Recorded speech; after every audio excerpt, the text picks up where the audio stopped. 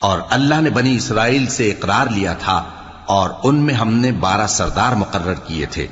اور اللہ نے فرمایا کہ میں تمہارے ساتھ ہوں اگر تم نماز پڑھتے اور زکوٰۃ دیتے رہو گے اور میرے پیغمبروں پر ایمان رکھو گے اور ان کی مدد کرتے رہو گے اور اللہ کو قرض حسن دو گے تو میں تم سے تمہارے گناہ دور کر دوں گا اور تم کو بہشتوں میں داخل کروں گا جن کے نیچے نہریں بہ رہی ہیں۔ پھر جس نے اس کے بعد تم میں سے کفر کیا تو وہ سیدھے رستے سے بھٹک گیا۔ پس ان لوگوں کے عہد توڑ دینے کے سبب ہم نے ان پر لعنت کی اور ان کے دلوں کو سخت کر دیا۔